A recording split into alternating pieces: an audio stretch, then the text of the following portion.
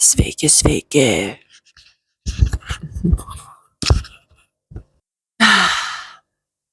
Sveiki, mielieji. Šiandien šneku realiu laiku. Šiandien nufilmuoju, šiandien įkeliu, nes reikia aptarti reikalus. Tai bus mano monologas, nebus jokių vaizdų iš kelionės.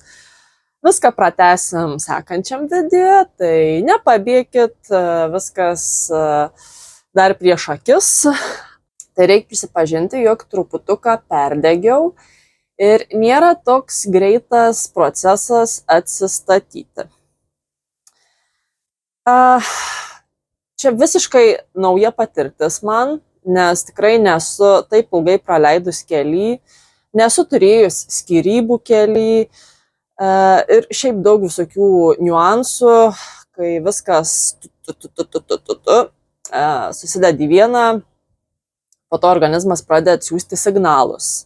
Tai va, tarkim, dabar teko nusičeškinti plaukus, nes kuokštais slenka plaukai. Ir šiaip energijas kaip ir netrūkst, bet irgi nuotaikų svyravimai tikrai labai dideli, apsiverkiu lygioj vietoj. Tai va, bandau viską dabar susibalansuoti, nesu visiškai sudegusi, tikrai norą, paraką keliauti toliau yra, bet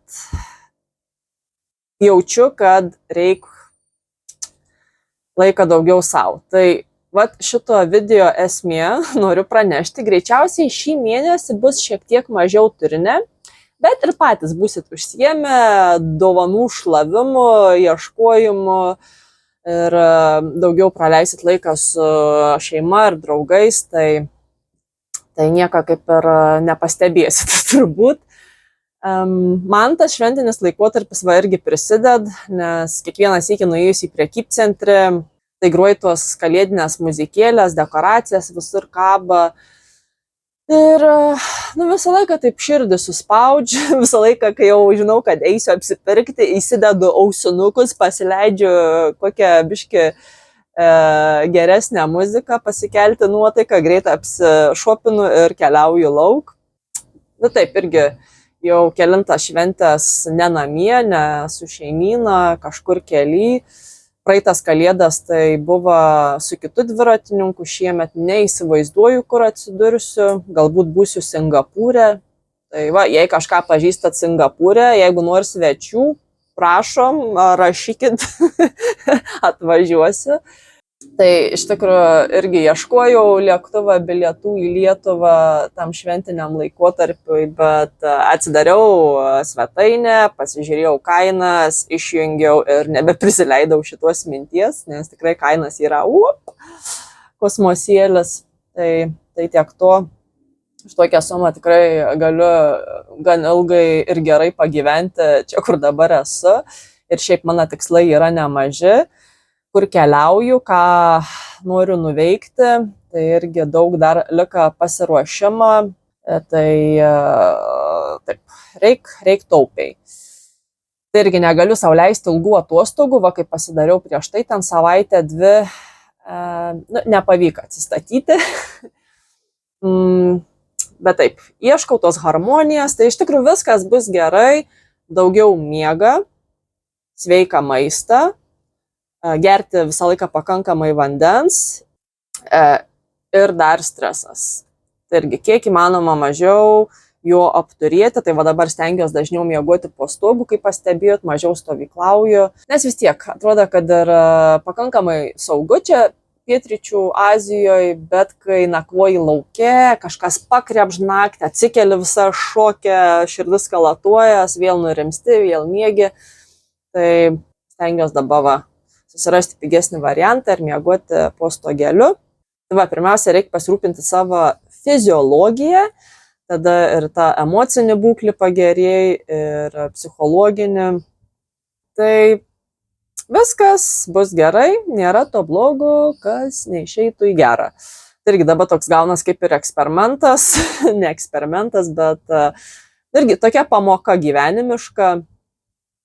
Tikrai daugiau išmokstu vėl apie save, save labiau mylėti ir nepabėgsi nuo savo problemų niekur. Galiu aš irgi grįžti į Lietuvą, parskristi, bet viską, ką dabar jaučiu, viskas keliaus su manim. Galbūt kelias dienas būsiu labiau užblaškyta artimųjų dėmesiu, bet visumoje tikrai nieks nesikeičia. Nes šaknis yra šaknis. Simptomus galima pašalinti, bet visą laiką viskas vėl sugrįžta. Tai žinau savo problemytės ir sprendžiu. Nėra paprasta, bet kas neturi tų sunkumų. Jūs irgi namie esat, kitiems netgi turbūt prasčiau. Aš bent turiu tokią dabar privilegiją, galiu dabar iš po šito video pasimti knygą, skaityti gal kokias 2 valandas pasidegus žvakę. Bet kažkas turi 2-3 vaikus ir pabandykit, mamytės, paskaityti valandėlę, kad ir pusvalanduką, kad ir 10 minučių paskrolinti telefoną. Be šansų. Tai tikrai esu už daug ką dėkinga. Biški toks sunkesnis etapas. Tai nieks nepraein per naktį ir reikia kantrybės ir laiko. Tai savo atveju irgi. Po truputį stumiuosi į priekį. Neskubu, nesiverčiu per galvą, irgi labai daug nerima sukel ateitis, nes nežinia, o ką atneš, kaip bus, nes tikrai taip toli nusidaigojau nuo Lietuvos, kad wow, pačiai kiekvieną dieną taip atsikėlus, pagalvojus, nesitik netgi. Ir toliau, kur noriu keliauti, tai iš viso man. Tai iš tikrųjų, ką dar norėjau padaryti, ne tik įspėti, kad mažiau manęs matysit šitą mėnesį, bet didžiulį padėka kiekvienam iš jūsų, kas gerų žodelių prisidedat, kas ir prie kelionės finansiškai prisideda, tikrai esu be galo dėkinga, nes be jūsų tikrai, kaip ir kiekvieną kartą miniu, jog nebūčiau ten, kur esu. Tai jūsų palaikymas yra auksinis. Ir dar vienas paminėjimas. Vakar likau nustebinta. Tai prieš kelias dienas labai daug kur paminėjau, jog Contribui platforma viskas nebeveik, nes taip ir buvo, 2 mėnesius, jokių pajamų, nes negalėjau savo adresą patvirtinti ir ten rašiau laiškus suportui, žodžiu, nieks nepadėjo. Ir vakar atsidarau savo pašto dėžutę ir randu laišką, jog vis dėlto adresas yra patvirtins. Tai reikėjo truputį viešumą ir Contribui biški sukruta. Tai dalis jau mano rėmėjų išėję, nes aš irgi jau galvojau užsitrinti paskyrą, bet aš toliau ją palieku. Nežinau dėl ko, bet man šita svetainė taip patiko. Tai mėlėjai, kas norit, galit sugrįžti į Contribui. Nėra jokių nuoskaudų.